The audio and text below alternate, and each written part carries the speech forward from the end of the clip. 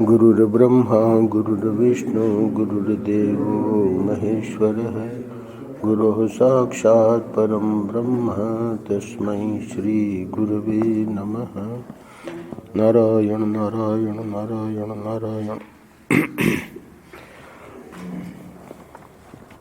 29 जनवरी आनंद रत्नाकर। वेदांत समझने में देर क्यों?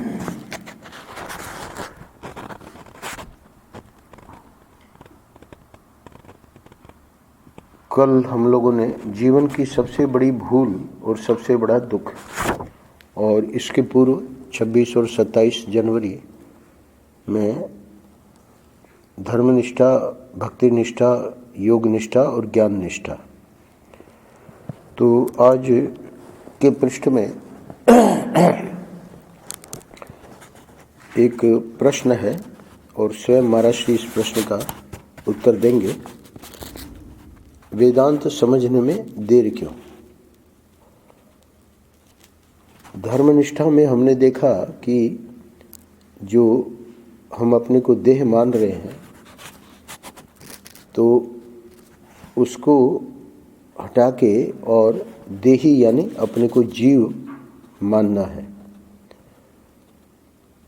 उसके बाद ये आया कि जो प्रिय अप्रिय यानी राग द्वेष जो बन जाते हैं उनको हटाने के लिए लोकोत्तर चमत्कारकारी ठाकुर जी में हमारा प्रेम बने, तब ये राग द्वेष संसार के शिथिल होंगे। इसके बाद महर्षि ने ये बताया कि फिर भी ये जो अभिमान है वो अभिमान रूपी असुर वो हावी हो जाता है, यानी सम्मान का अपने को भोक्ता बना देता है कि मैं भक्त हूँ, मैं धर्मात्मा हूँ। तो उस अभिमान को हटाने के लिए जो ऐश्वर्यशाली ठाकुर जी हैं उनका जब हम अनुसंधान या उनमें जब अपने चित्त को लगाते हैं तो ये समझ में आता है कि ठाकुर जी के सामने हमारा अस्तित्व है ही नहीं। परम पूज्य महाराज श्री कहा करते थे कि एक सेठ ने बहुत हिल स्टेशन पर अपना जबरदस्त बंगलो बनाया, हमको ले गए और बताया कि कैसे कैसे कहाँ से पत्थर लाए, क्या क्या किया। करोड़ों रुपए का बंगलो। वहीं अपनी वो जो प्रशंसा कर रहा था तो वहीं वो कमरे में एक विश्व का नक्शा, गोलाकार नक्शा जो ग्लोब बोलते हैं, वो रखा था। महाराज ने पूछा कि ये क्या है? बताया कि ये विश्व का नक्शा है।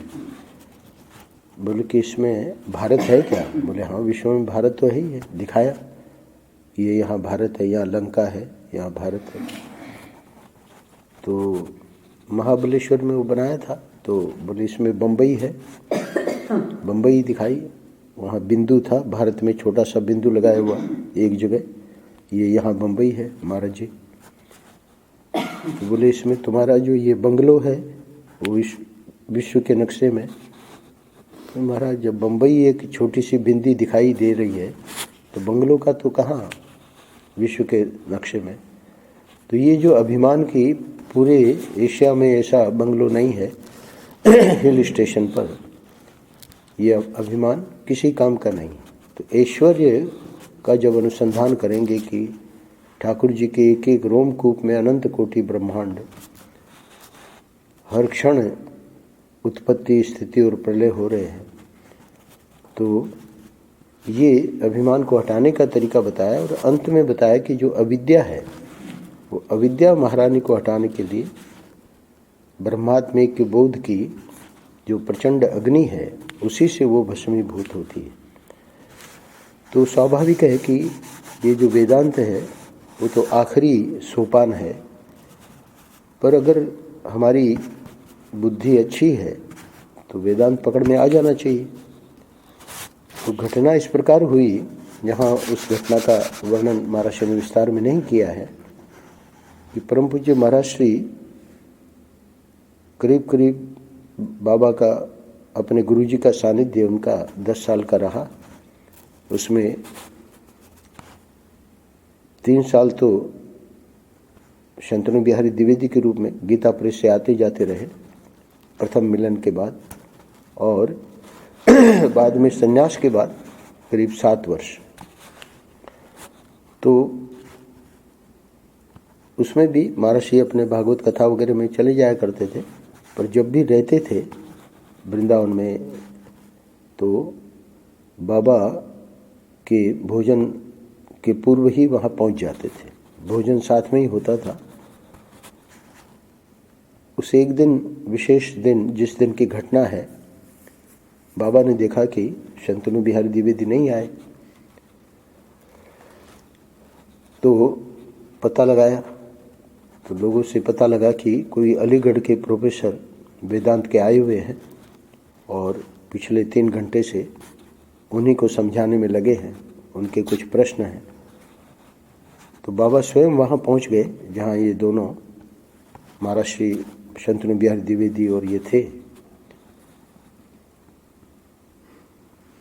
वहाँ महर्षि ने, और उन्होंने जब प्रणाम किया तो बाबा को बैठने को कहा, तो बाबा ने कहा नहीं, बैठना नहीं है, मैं सिर्फ इतना बताने आया कि जिस ज्ञान को लेने में तेरे को 20 साल लगे, इतना धर्मानुष्ठान किया, इतनी उपासना की, इतना ध्यान किया, इतना वेदांत का स्वाध्याय किया, वो जो ज्ञान है उसको तुम 2 घंटे में किसी के दिमाग में घुसा दोगे, ये संभव नहीं। तो आज शुरू में उस बात का पूरा विवरण न देके संकेत करेंगे कि उड़िया बाबा जी महाराज क्या कहते थे, और आगे बताएंगे आज के पृष्ठ में कि अगर इतनी कठिन वस्तु है तो फिर उसकी चर्चा करने की ज़रूरत क्या है। तो बताएंगे नहीं, महर्षि कहेंगे कि चर्चा होनी चाहिए क्योंकि ये सच्चाई है। तो सच्चाई की चर्चा जब होगी तो उससे क्या लाभ होगा, उसको महर्षि आज 8 पॉइंट, वहाँ प्रवचन में 8 पॉइंट नहीं है, वो पॉइंट हमने बना दिए सुविधा के लिए। बात यह है कि कहने में तो थोड़ी देर में ही वेदांत की बात कह दी जाती है। हमारे श्री उड़िया बाबा जी महाराज कभी कभी कहा करते थे कि यह वेदांत की जो इतनी ऊंची सच्ची बात है, यह है तो बिल्कुल ठीक, परंतु यह जो हम ऐसा सोचते हैं कि सुनते ही हमारा श्रोता इसको ग्रहण कर लेगा, इसको समझ जाएगा, ऐसी बात नहीं है। क्यों नहीं है, उसका कारण बता रहे हैं। क्योंकि वह, यानी जो श्रोता है, जो सुनने वाला है, अभी तक भोगों को समझता रहा है। धर्म, अर्थ, काम और मोक्ष, तो मोक्ष पुरुषार्थ परम पुरुषार्थ है। इसके अतिरिक्त जो 3 पुरुषार्थ है, यानी धर्म के नियंत्रण में जो भोग है और जो अर्थ है, अर्थोपार्जन है, तो वही संसार में लोगों का मुख्य पुरुषार्थ है। कोई कोई बिरले जो इन कक्षाओं को पार कर चुके हैं, वो लोग परम पुरुषार्थ में लगे हैं। तो सामान्य लोगों की बात बाबा बताते थे। बाबा कहते थे कि वह, यानी सामान्य व्यक्ति, अभी तक भोगों को समझता रहा है, विषयों को समझता रहा है, कर्मों को समझता रहा है और मनोवृत्तियों को ही समझता रहा है। तो ये सब किस आधार पे करता है? अपने स्वार्थ के लिए। बिना स्वार्थ के, बिना भोग के, बिना प्रयोजन के उसने अब तक कुछ भी समझने की कोशिश नहीं की है। 2 बातें हैं, एक सच्चाई की दृष्टि, एक फायदे की दृष्टि। तो अगले वाक्य में कह रहे हैं, केवल सच्चाई की दृष्टि से हम कुछ समझना चाहते हैं कि फायदे की दृष्टि से समझना चाहते हैं। प्रश्न क्या है, फिर से सुन लीजिए। केवल सच्चाई की दृष्टि से हम कुछ समझना चाहते हैं कि फायदे की दृष्टि से समझना चाहते हैं। हाथी बाबा करके एक यहाँ संत हुए, तो सत्संग चल रहा था, तो एक व्यक्ति ने पूछा कि बाबा, हाथी बाबा जी महाराज, आप कृपा करके बतावें कि राम नाम लेने से क्या फ़ायदा है। तो हाथी बाबा ने कहा कि लगता है कि बनिया है। क्यों? क्योंकि फ़ायदे की दृष्टि, वही प्रश्न है कि केवल सच्चाई की दृष्टि से हम कुछ समझना चाहते हैं कि फ़ायदे की दृष्टि से समझना चाहते हैं। तो अब तक उसने, सामान्य व्यक्ति ने जितने कर्म किए हैं या जितने संग्रह किए हैं या जितना पढ़ा लिखा सोचा समझा है, वह किसी न किसी फायदे के लिए ही किया है। केवल हमको सच्चाई का ज्ञान हो जाए इस दृष्टि से कभी निष्काम ज्ञान का संपादन किया ही नहीं। निष्काम ज्ञान पर उसकी दृष्टि कभी गई ही नहीं। तो वे यानी उड़िया बाबा जी महाराज, वे कहते थे कि तुमको 20 वर्ष जिस बात को समझने में लग गए और जिसके लिए तुमने उपासना भी की, अंतःकरण शुद्धि के लिए धर्मानुष्ठान भी किया, ध्यान का अभ्यास किया, वेदांत का स्वाध्याय किया, तुम्हें जिस बात को समझने में 20 वर्ष लग गए, उसके बारे में यह आशा करना कि हमारा श्रोता जो है वह सुनकर अथवा पढ़कर मिनटों में ही समझ लेगा, यह आशा कोई बहुत अच्छी नहीं। तो इस प्रकार इस पैराग्राफ में महर्षि ने ये बात स्पष्ट कर दी कि वेदांत समझने में देर क्यों। क्योंकि अभी अगले पैराग्राफ में और बहुत महत्वपूर्ण बात कहने जा रहे हैं। लोगों को समझने में देर लगती है क्योंकि असल में वे एक ही चीज को समझने में नहीं लगे हैं। मैं प्राय कहता हूँ कि ये जो हमारा कार्य है वो फुल टाइम जॉब है। एक ही चीज को हमें समझना है। घर किस लिए छोड़ा है, गुरु के चरणों में किस लिए आए, ज्ञान के लिए। तो ज्ञान के लिए स्पष्ट कहा है सन्यासी के लिए कि उसका एकमात्र कर्तव्य है श्रवण मनन निध्यासन। भिक्षाटन करके अपना जो भी है पालेवे और बाकी समय इसी में लगावे। जो नित्य कर्म आदि है उसके अलावा और कोई कर्म नहीं, कोई किसी प्रकार का उत्तरदायित्व नहीं। समाज सेवा ये सब हो चुके। ये सब धर्मनिष्ठा, भक्ति निष्ठा, योग निष्ठा में वो सीढ़ियाँ पार जिसकी हो चुकी है, उसके लिए कह रहे हैं कि असल में भी एक ही चीज़ को समझने में नहीं लगे हैं। भाई ये व्यक्ति जो लगा है वेदांत समझने में, और उसके लिए स्वयं गुरु ने उसको संन्यास देके और सब चीज़ों से, सब जिम्मेवारी से मुक्त कर दिया। और ये भारतीय संस्कृति की विशेषता है कि उस सन्यासी का जो योगक्षेम है वो समाज वहन करता है। करते तो ठाकुर जी हैं सब, पर समाज जानता है कि भाई इसने अब घर छोड़ा है। महर्षि कहा करते थे कि हम जो सन्यास देते हैं वो सिर्फ इसलिए नहीं कि भाई ये ज्ञान का अधिकारी है ना, इसलिए इसको सन्यास दें। हमको तो सन्यास देने का इसलिए भी मन हो जाता है कि भाई ये घर तो छोड़ के आ गया, अब इसको यहाँ भोजन कौन देगा। तो इसलिए उसकी खाने पीने की सुविधा हो जाए, इसलिए हम सन्यास दे दें। यानी महाराज के पास ऐसे लोग भी आते थे कि प्रार्थना करते थे कि भाई हमने घर छोड़ दिया है और अब जो है कहाँ रहना है, क्या करना है। तो ठीक है, तुमने घर छोड़ा है अध्यात्म के लिए, तो कदाचित वो रुचि वो रखेगा तो आगे बढ़ जाएगा, पर तत्काल तो उसकी व्यवस्था हो जाए, इसलिए ये देख के कि भाई ठीक है उसको संन्यास दे देते हैं, ताकि इसका अभी देखते हैं आप लोग आश्रमों में, अन्न क्षेत्र में भिक्षा देते हैं लोग, तो उसके लिए वो महर्षि कहते हैं कि हम संन्यास दे दिया करते हैं।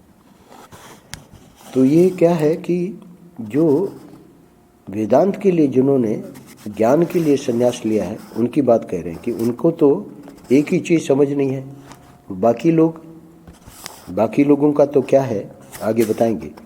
क्योंकि असल में वे एक ही चीज़ को समझने में नहीं लगे हैं, वे दिन भर में 4 घंटे कुछ और 4 घंटे कुछ और तो 2 घंटे कुछ और चीज़ समझने की, यानी कि कुछ पाने की कुछ छोड़ने की कोशिश करते हैं।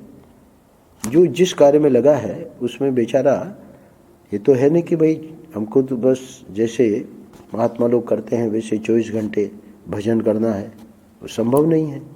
गृहस्थ है तो उसको गृहस्थी का भी काम देखना पड़ेगा, है ना। वानप्रस्थ आश्रम कलयुग में रहा नहीं, तो ब्रह्मचारी है तो उसके बहुत सारे कार्य हैं जो कि उसको देखने पड़ेंगे। तो इसलिए कह रहे हैं कि उनकी अपनी समझ उनके साथ लगी हुई है। वेदांत में तो अब अपनी समझ से काम नहीं चलेगा। आचार्योपासना, आचार्य की उपासना यानी गुरु की सेवा में रहे और गुरु जो बतावे वैसे करे। वे एकाएक इस वस्तु को समझ नहीं सकते।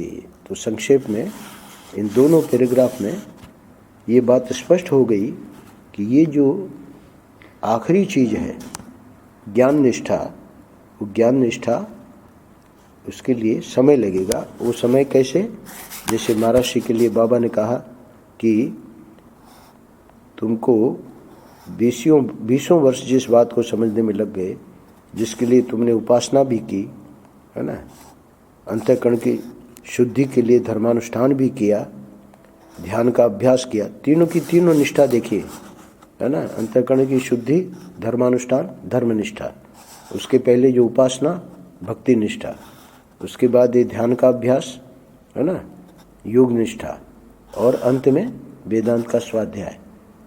तो ये जो क्रम है वो सब किया महर्षि ने। तो तुम्हें जिस बात को समझने में 20 वर्ष लग गए, है ना, उसके बारे में ये आशा करना कि हमारा श्रोता जो है, महर्षि जब भी प्रवचन करते थे वेदांत पर वो स्पष्ट कहते थे कि हमको पता है कि कोई इसको समझ नहीं रहा है।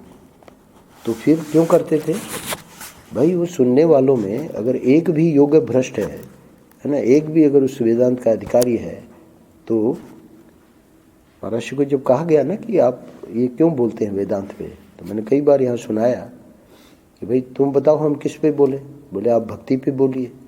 बोले भक्ति का अधिकारी कहाँ है? कोई नहीं है, ये तो सब धर्म के अधिकारी हैं कि ये करो ये मत करो। फिर आगे का वाक्य वो कहते थे कि हम अगर वेदांत पे नहीं बोलेंगे तो कौन बोलेगा। स्पष्ट आया कठोपनिषद में कि ये वेदांत का जो उपदेश है वो ऐसे महापुरुष जो अनुभवी हैं उनके द्वारा जब बोला जाएगा वही कारगर है, यानी वही काम करेगा। हम लोग जो हैं साधक हैं, स्वाध्याय करते हैं आपस में, गुरु भाई हैं, हमारा अलग है। और नचिकेता को यमराज ने बताया कि उपदेश यानी आवरण भंग कैसे होगा। उड़िया बाबा जैसे महात्मा महर्षि को मिले, महर्षि का काम बन गया। तो वो पात्र थे, जैसे कि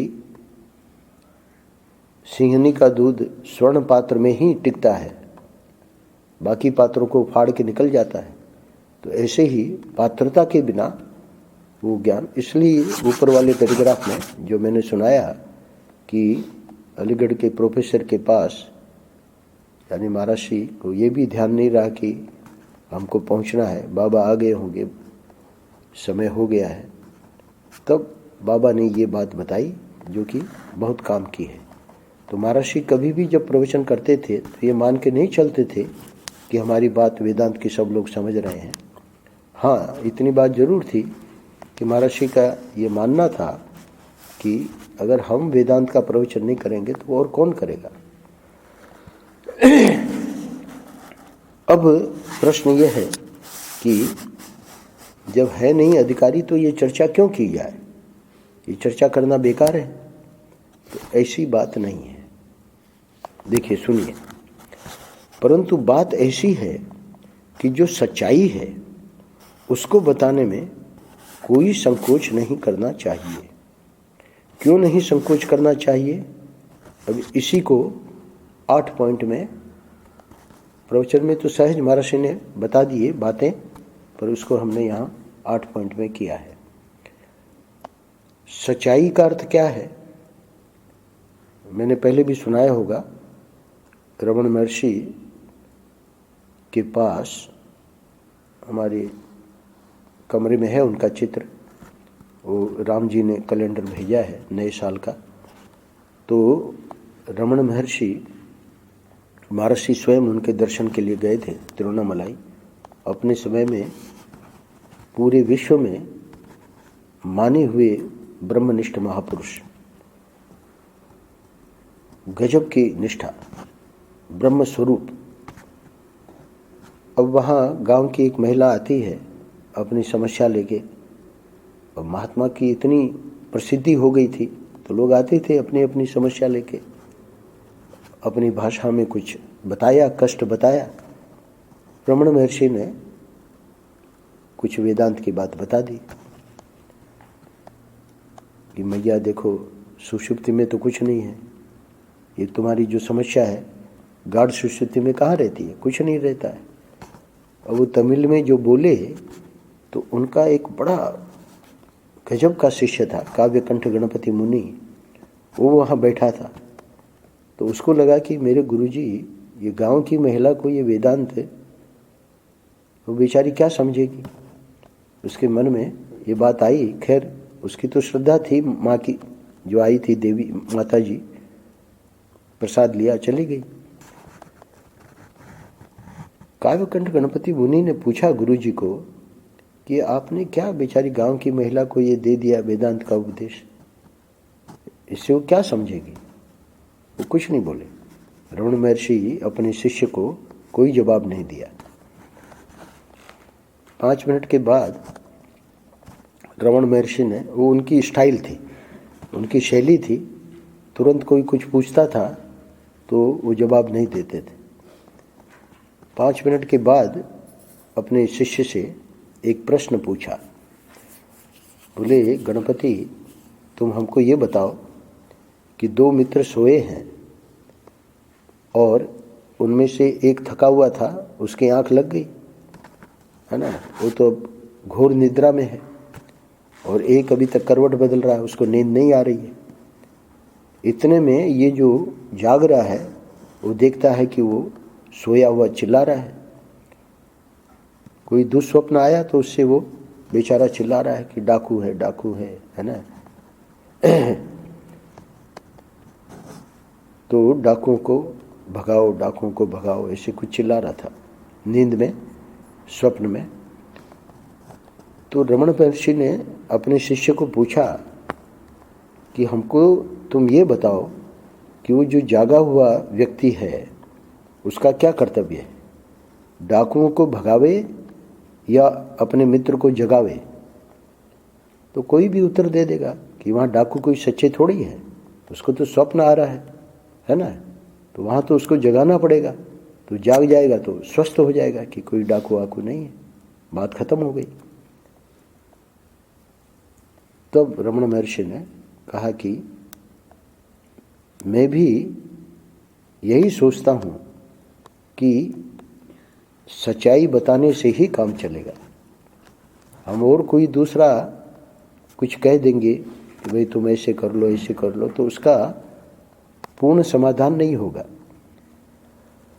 पर यहाँ महर्षि ये जो 8 पॉइंट हैं उसमें ये कहना चाह रहे हैं कि वेदांत सुनने में परहेज नहीं करना चाहिए। देखिए, पहला पॉइंट क्या है, कुछ तो संस्कार पड़ेगा ना, कुछ संस्कार पड़ेगा कि सच्चाई ऐसी होती है, सच्चाई को जानने के लिए हमको, इसलिए वो मैं जो बार बार चौपाई बोलता हूँ गोस्वामी जी की, उमा कहूँ में अनुभव अपना, सत हरि भजन जगत सब सपना। आज आप संसार में देखो कितने हरि भजन में कितने लोग लगे हैं, प्रतिशत देखोगे मुश्किल से 1-2%, बाकी तो सब जो है सपने में ही तो लगे हैं। तो सपना अभी अभी हम लोगों ने देखा कि सपना जो है वो सच्चा होता ही नहीं है। तो उससे जागने के लिए ये सच्चाई है। ये जो धर्म निष्ठा, भक्ति निष्ठा, योग निष्ठा, उसमें तो हम अपने को ये शरीर मानकर ही, जीव मानकर ही और वो साधना कर रहे हैं। पर वेदांत बताएगा कि जीव भी आखिरी सीढ़ी नहीं है, जीव का भी अध्यारोप किया गया है। यानी अभी चूंकि हम वेदांत को समझने के लिए अधिकारी नहीं हैं, इसलिए इतना समझ लें कि हम देह नहीं है। उसी से हमारे गिरीशानंद जी महाराज कहते हैं कि 99% हमारी समस्या हल हो जाएगी भक्ति से। 1% जो है, तो अब वो 1% की जरूरत क्या है? 99% नहीं, 99% क्या है कि अभी सच्चाई का ज्ञान नहीं है। उन लोगों ने, टापू वालों ने दूध तो पिया, पर उन्होंने गाय नहीं देखी। तो गाय नहीं देखी तो वो दूसरे व्यक्ति ने आके बता दिया कि लाल गाय लाल दूध देती है, काली गाय काला दूध देती है ना। ट्रेन का भी एग्जाम्पल, दृष्टांत याद रखना, है ना। फर्स्ट क्लास वाला जल्दी पहुंचेगा, सेकंड क्लास वाला लेट पहुंचेगा। तो ये क्या है कि जब तक सच्चाई नहीं पता लगी, सच्चाई क्या है? सच्चाई यही है कि हम जागे, स्वप्न से वो जाग गया। जो डाकू पीछा कर रहे थे, तो उसको पता लग गया कि डाकू वाकू कुछ नहीं थे, है ना। वो तो आराम से सोया है बिस्तर में। ऐसे ही वेदांत जो है वो जब भी हम सुनेंगे, भले इसके लिए 20 साल लगेंगे, इसमें कोई राय नहीं है, पर उसमें फिर हमारी रुचि तो बनेगी कि भाई वो असली चीज़ जान लें हम। उसी को महर्षि समझा रहे हैं। कुछ तो संस्कार पड़ेगा ना, कुछ संस्कार पड़ेगा कि सच्चाई ऐसी होती है। दूसरा पॉइंट, जिसके चित्त में सच्ची जिज्ञासा नहीं है, वह कहेगा कि आओ भाई हम एक बार उसको समझकर देखें कि सच्चाई क्या है। अभी कोई सच्चाई की सच्ची जिज्ञासा नहीं है, परंतु जब सुनेगा तो लगेगा कि भाई अगर ये सच्चा है, हमारे जो महात्मा जी हैं वो क्यों झूठ बोलेंगे? वो तो शास्त्र की बात बता रहे हैं, अपने अनुभव की बात बता रहे हैं। तो अगर इनका अनुभव इस प्रकार है कि संसार में दुख नाम की कोई चीज़ है ही नहीं, है ना, तो हम तो दिन में 17 बार दुखी, 17 बार, है ना। इसका महाभारत की गायत्री है, शोक के स्थान 1000 हैं और भय के स्थान 100 हैं। यानी दिन भर में कितना भय, कितना शोक, ये चलता रहता है। तो उसको लगेगा कि भाई चलो एक बार आओ भाई हम एक बार उसको समझकर देखें कि सच्चाई क्या है। तीसरा पॉइंट है, जो संसार में दुखी हो रहा है वह कहेगा अरे भाई यह तो बहुत बढ़िया है, इससे तो हम सब दुखों से छूट जाएंगे। देखिए वो डाकू भगा रहे थे उसको, पर अब क्या हुआ, जग गया तो स्वस्थ हो गया। हम इस समय जागृत में दुखी हो रहे हैं, तो अब हमको क्या करना पड़ेगा? जानना पड़ेगा। वहाँ तो जागना पड़ा, स्वप्न से जाग गया, वो स्वस्थ हो गया। और ये जो भगवान शंकर कह रहे हैं कि स्वप्न है, तो इसमें क्या करना पड़ेगा? जानना पड़ेगा। तो वो कहता है तीसरे पॉइंट में कि जो महर्षि कह रहे हैं कि जो संसार में दुखी हो रहा है वह कहेगा कि अरे भाई यह तो बहुत बढ़िया है, इससे तो हम सब दुखों से छूट जाएंगे, है ना। दुख नाम की चीज़ है नहीं। जब मैं अपने को गोविंदानंद मानूंगा तो गोविंदानंद के सामने समस्याएं आवेंगी। पर गोविंदानंद अगर जग गया है अपने स्वरूप में, इसलिए वो वाक्य महर्षि का भूलना नहीं। आप लोग जो देख रहे हो वो मैं नहीं हूँ, मैं अपने को जो बताता हूँ वो मैं हूँ। तो गोविंदानंद जब उसको जान लेगा, या गोविंदानंद का मतलब आप लोग जब अपने को जान लोगे, तो ये तो बहुत ही गजब हो गया। जैसे वो डाकू और वो व्यक्ति था ही नहीं स्वप्न का, वो तो बिस्तर में बिल्कुल आराम से लेटा हुआ था। ऐसे ही ये जो हम अपने को मान रहे हैं वो हम हैं ही नहीं। तो ज़्यादा से ज़्यादा जीव तक भी जाओ तब भी बहुत बड़ा, तो जीव तक जाने के लिए भी वेदांत बहुत सहयोगी है ना। अपने को जीव मानना, 99% दुख समाप्त हो जाए, वो भी बहुत बड़ी बात है। वो भी वेदांत में पूरी की पूरी बातें आवेंगी। तो इसीलिए एक वाक्य बहुत ज़बरदस्त है, एक संत ने सुनाया। स्वरूपानंद जी महाराज आए हुए थे चातुर्मास्य करने, तो उनके शिष्य आते थे हमारे शाम के सत्संग में, सुनाते थे। वेदांत जो है, ज्ञान जो है, वो भक्ति का नाशक नहीं है, वो भक्ति का पोषक है। ज्ञान तो सिर्फ अज्ञान का नाश करता है। फिर से सुन लीजिए, ज्ञान या वेदांत जो है, जो आज का पृष्ठ हमारा है, वो भक्ति का नाशक नहीं है, भक्ति का पोषक है। क्यों? वेदांत हमको दृष्टि देता है कि हमारा सच्चा स्वरूप क्या है।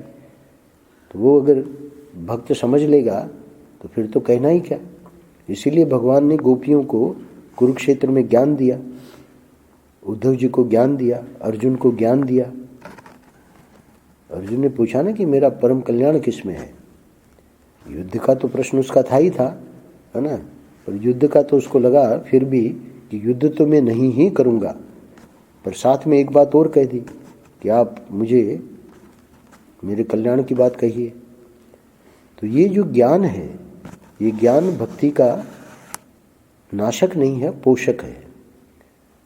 ज्ञान जो है वो सिर्फ अज्ञान का नाशक है। तो अज्ञान क्या है? हम अपने को ये मान रहे हैं, है ना।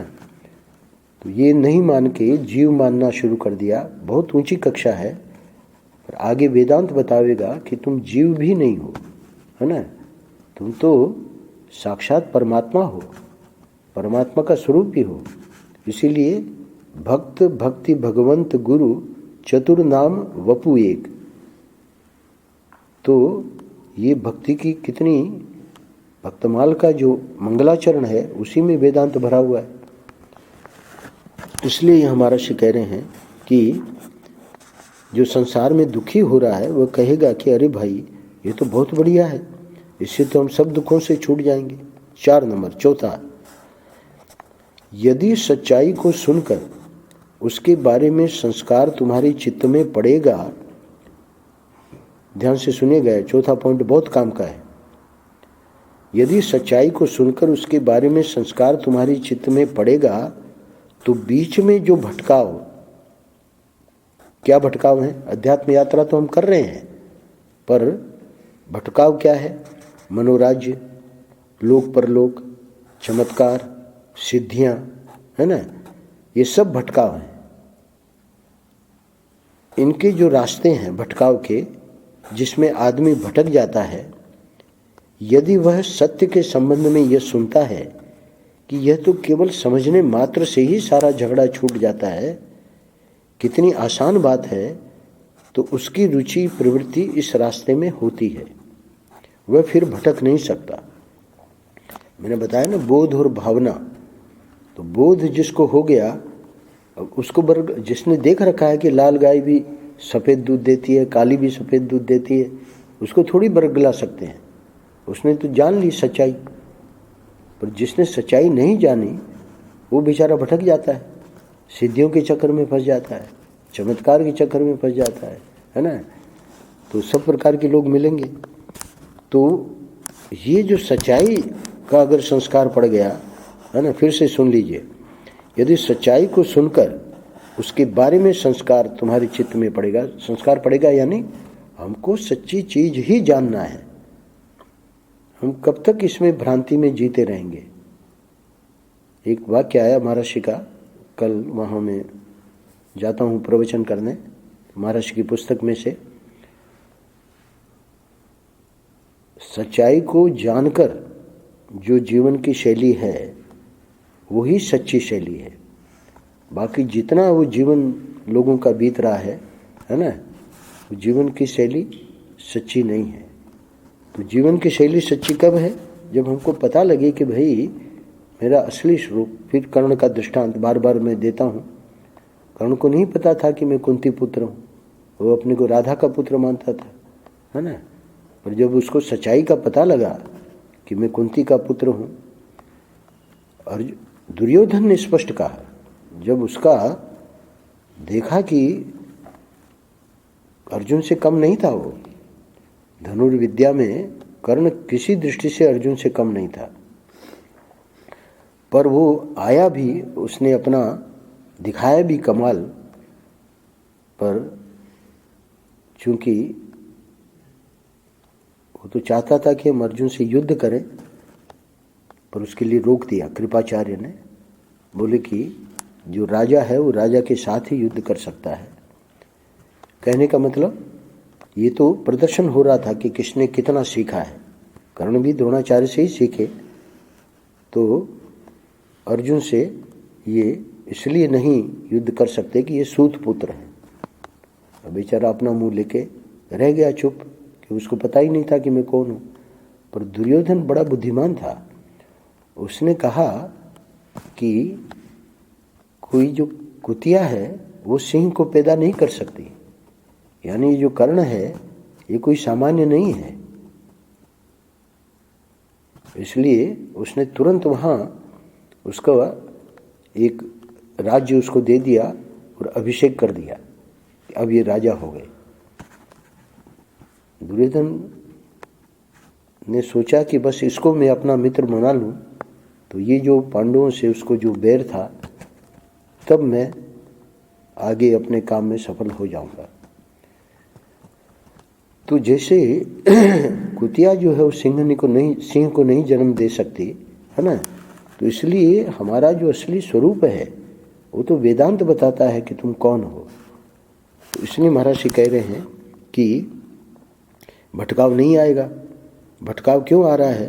कि हम अपने को, है ना, दीनहीन गरीब जो मान रहे हैं, जीव मान रहे हैं या व्यक्ति मान रहे हैं, तो उसमें हमारी दीनता कभी नहीं जाएगी।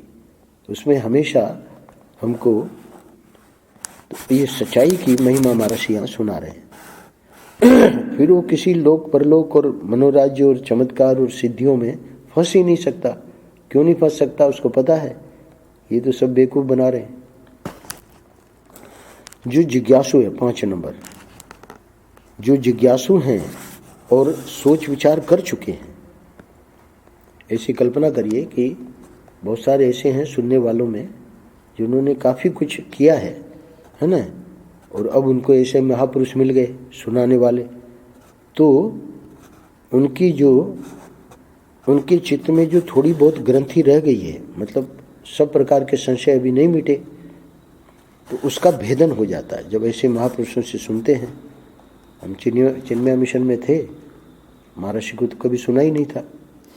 तो जब आए बिरला मंदिर में, तो महर्षि के प्रवचन चल रहे थे, तो बहुत सारे हमारे हृदय में ऐसे प्रश्न थे। उनके प्रवचन सुनते सुनते वो अपने आप ही समाप्त हो गए। तो कह रहे हैं कि जो जिज्ञासु हैं और सोच विचार कर चुके हैं, उनके चित्त में जो थोड़ी बहुत ग्रंथि रह गई है उसका भेदन हो जाता है। अगला पॉइंट, जिनके चित्त में संसार की आसक्तियां हैं, वे जब वेदांत सुनकर समझते हैं कि अरे भाई, जहाँ जहाँ हम सुख लेते हैं, जहाँ जहाँ हम बंधे हैं, फंसे हैं, ये सारी की सारी हमारी मन की कल्पना है, तब वे भी विचार करने लगते हैं। तो वेदांत में जो बार बार सुनाया जाता है कि ये सब कल्पना है ना, ये जो सपना है, तो जगत को जब सपना बताएंगे तो असली चीज़ फिर क्या है, उसकी जिज्ञासा होगी। जो जीवन मुक्त पुरुष हैं, आखिरी 2 पॉइंट हैं, जो जीवन मुक्त पुरुष हैं यानी जो पहले से ही ज्ञानी हैं, ज्ञानवान हैं, उनको भी वेदांत की उच्च कोटि की बात सुनने में आनंद आता है। वस्तुतः उनको समझना तो है नहीं, आनंद भी लेना नहीं, परंतु उनको सुनने में अच्छा लगता है, क्योंकि अपनी आदत है, अपना स्वभाव है। महर्षि यहाँ बैठते थे, निश्चलानंद जी थे जो बाद में शंकराचार्य बन गए, उनका सुनते थे। वामदेव जी महाराज थे, उनका सुनते थे। तो उनको कुछ महर्षि को समझना थोड़ी था, वो तो जीवन मुक्त स्वयं थे, ज्ञानी थे, पर उनको सुनने में आनंद आता था। बल्कि निश्चलानंद जी को तो कहा गीता जयंती पे कि आप 3 दिन पूरी गीता पे हमको सुनाइए, 3 दिन में गीता का सार सर्वस्व सुनाइए। तो इनको सुनने में आनंद आता है, उनको समझना तो है नहीं, आनंद भी लेना नहीं है, परंतु उनको सुनने में अच्छा लगता है, क्योंकि देखते हैं ना कि कितनी प्रतिभा है। अब वहाँ हम जाते हैं, पूरी शंकराचार्य जी के यहाँ शाम को प्रवचन होता है उनके आश्रम में, अपने आश्रम में भी सुबह का होता है, पर वहाँ वो लोगों से प्रवचन करवाते हैं, हमको भी खड़ा कर देते हैं कि स्वामी जी बोलिए। तो अब उनको कुछ सुनना थोड़ी है, उनको कुछ, पर उनको आनंद आता है कि देखें कि क्या करते हैं, कुछ विचार करते हैं कि नहीं। वस्तुतः उनको समझना तो है नहीं, आनंद भी लेना नहीं, परंतु उनको सुनने में अच्छा लगता है, क्योंकि अपनी आदत है, अपना स्वभाव है। प्रत्येक बोधानंद जी आते थे गुजरात से, महर्षि कहते थे सुनाओ, उनको कहते थे क्या कमाई करके लाए। तो वहाँ कमाई से मतलब भी पैसा वगैरह नहीं, यानी क्या विचार किया, क्या चिंतन किया। लोगों को सुनाते हो, लोगों का प्रवचन करते हो, तो हम सुने तो सही तुम्हारा। अब जब वो सुनाएंगे तो महर्षि को समझ में आ जाएगा कि भाई यहाँ गलती कर रहे हैं, तो उनको सुधार देंगे कि भाई ये तुम्हारा यहाँ पर थोड़ा ठीक करो। आखिरी पॉइंट है, इस तरह से सच्ची बात कहने से लोगों के मन में ज्ञान के प्रति उत्कंठा का उदय होता है। इस तरह से सच्ची बात कहने से लोगों के मन में ज्ञान के प्रति उत्कंठा का उदय होता है। आनंद रस रत्नाकर में कई बार मैंने कहा कि ये वेदांत के पृष्ठ क्यों लिए हैं, क्योंकि महर्षि जिस प्रकार वेदांत को सरल करके बोलते थे। अब ये देखिए आज का पृष्ठ, वेदांत समझने में देर क्यों, कितना बढ़िया समझाया कि कारण ये है और फिर भी क्यों सुनना चाहिए। तो कह रहे हैं कि हमको, यानी जो जान रहे हैं उनको बोलना भी चाहिए। इस तरह से सच्ची बात कहने से लोगों के मन में ज्ञान के प्रति उत्कंठा का उदय होता है। यदि संशय विपर्य हो तो निवारण की प्रेरणा प्राप्त होती है ना। भाई वेदांत सुना तो सही, पर अभी बहुत सारे प्रश्न हैं, तो जब सुनते रहेंगे तो संशय चले जाएंगे। निदिध्यासन, विपर्य जो है, तो विपर्य का अर्थ होता है कि सुन तो रहे हैं पर फिर भी अपने को, है ना, वो जीव शरीर ही मान रहे हैं, तो उसको कहते हैं विपर्य। तो वो भी, उसका भी निवारण हो जाएगा। श्री राम जय जय राम।